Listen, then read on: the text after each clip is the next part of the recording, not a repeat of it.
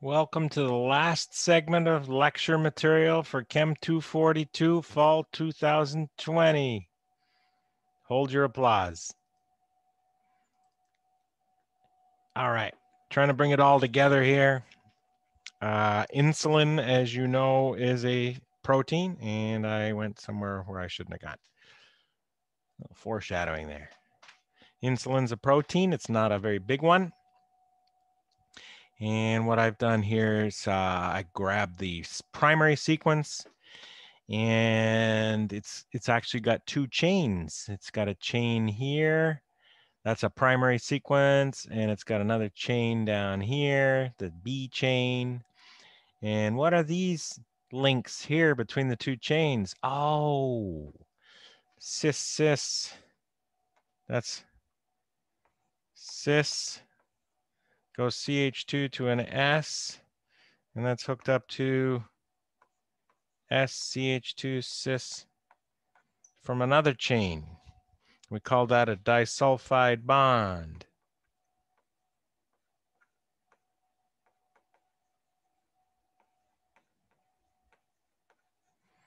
And cysteine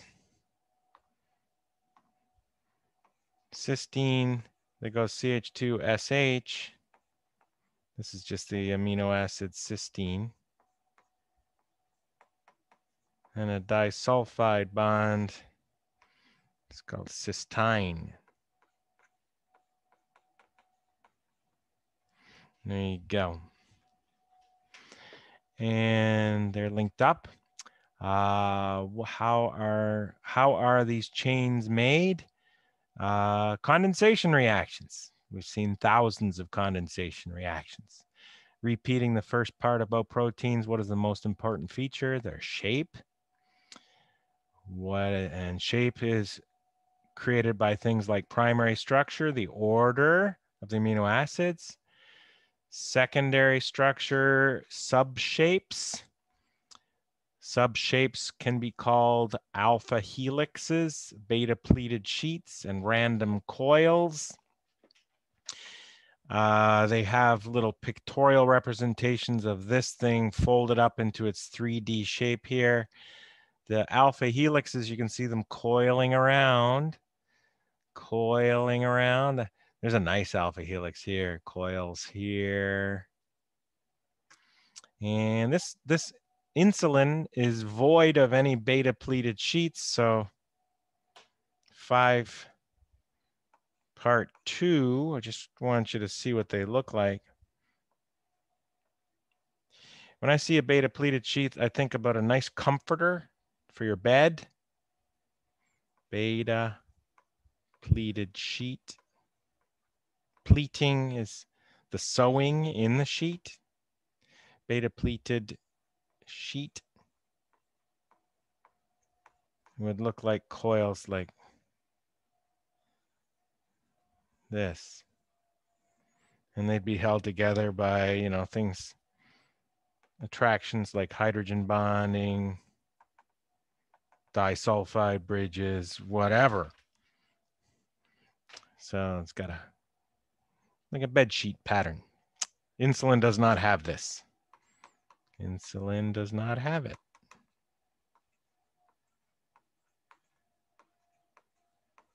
Many proteins do. Separate it out there. So secondary structures are the subshapes. So here's a little secondary structure in here. Alpha helix, it's connected to another alpha helix with what's called a random coil. The coils have no particular patterns. They change every time, but they don't have a regular pattern either, like alpha helix or sheet, beta pleated sheet. And so it's got little mini structures glued together. And the tertiary structure is what it looks like after everything's assembled, and all those intermolecular forces account for it folding onto itself and having this overall structure here. So this is the complete shape of the insulin. And insulin is a simple protein. There's other proteins that take multiple tertiary structures, like multiple versions of this and glue them to other tertiary structures. My favorite example of that one would be hemoglobin. Hemoglobin actually takes 4 tertiary structures and it binds them together.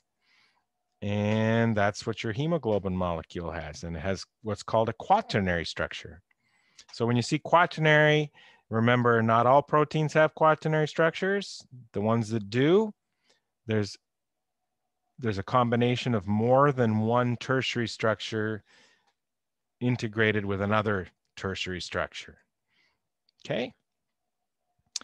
And that concludes our overview of shape. And then it looks like a blank page here, but it's not quite blank. You're at a point where I have to let you go into the world. And I'm pretty sure that everybody that's made it this far can learn mechanisms on their own, especially when they don't really have anything new in them.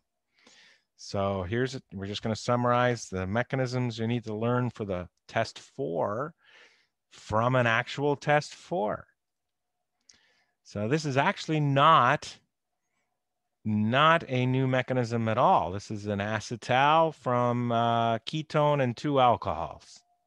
So that's a review reaction. So you will have review acetal, hemiacetal. Very important with carbohydrates, right? They're backwards, aren't they? You make a hemiacetal before an acetal.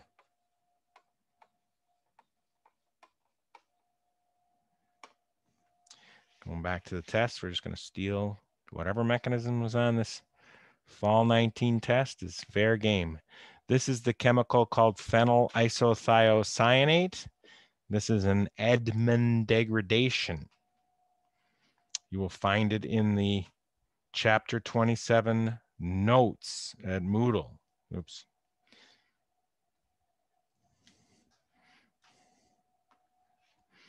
So chapter 27 notes.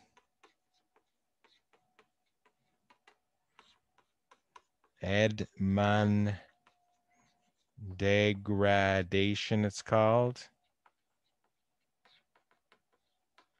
And cyanogen bromide degradation.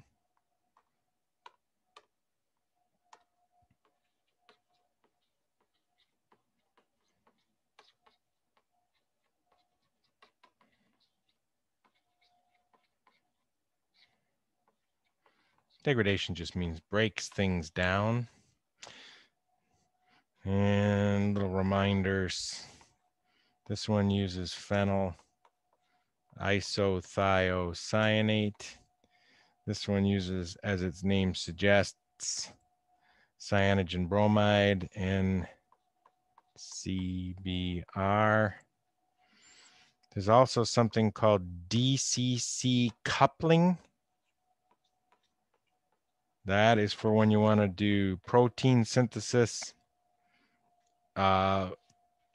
simulated protein synthesis in the lab. Instead of doing it in biochemistry, you can do it in a test tube and make proteins one step at a time. So you're going to read about DCC coupling, dicyclohexyl carbodiimide is DCC. And let's see if there's any loose ends before I let you go. There's the cyanogen bromide as promised. There's the dicyclohexyl carbodiimide. So that's your DCC coupling. And these are all mechanisms from glycolysis. And there's nothing really new there, but I don't think you're going to see it on your test. I wanted to see how far we got today before I came up with your study guide for your test, which you will have available by the end of this evening. And your problem set, I'm going to try to get you out tomorrow or Wednesday, so you have a little more time to work on that. But after that, I think that's all. We're going to keep our mechanisms to a minimum.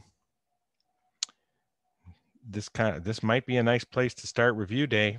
Problem 4B, if somebody requests it. from, I believe, winter 18, winter 19. I bet it's problem 4B in winter 18 as well. And that is all I have for you for this semester. And I look forward to seeing some of you on test 4 day, or all of you hopefully, and send any questions by email if you have them. All right, it's been a pleasure. Thank you. And we'll see you around.